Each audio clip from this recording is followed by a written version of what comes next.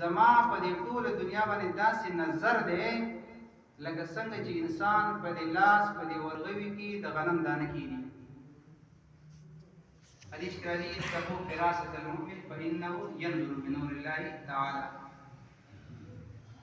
صحبت د اولیاء کرامو، د مؤمن فراست او کشف د علماء کرامو دا د حدیث ثابت دی. دغه محدث کبیر رحمت الله علیه فرمایي چې په دې دنیا کې د مرزا مظهر جانی جانان رحمت الله علیه نه بل دویم کامل ولمت په دنیا کې وای نه ښکاري. یو ورځ په هندوستان کې علامه رشید احمد گنگوہی رحمت الله علیه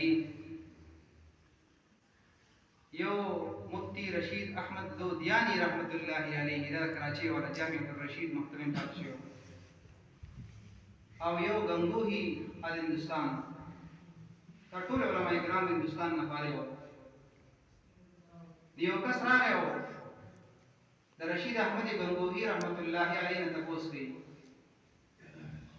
چې ته هم یو لوی عالم فقیه محدث یو نیک ولی د الله، نو ته دا حاجی امداد الله مهاجر مکی رحمت الله علیه دا غي صحبت ولی کې دا غي ولی ناس تفاسته کې. نو رشید احمد گنگوہی رحمت الله علیه خپل جواب ورکړ ډیر مزیدار.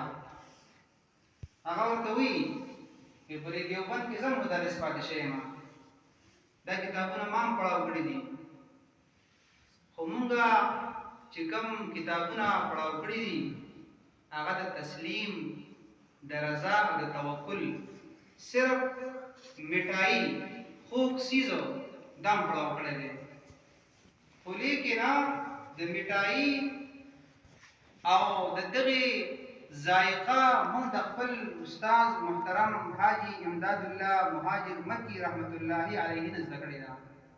مونږ صرف الفاظ ویلي دي او دا غي ذائقه متاخذ لري. دا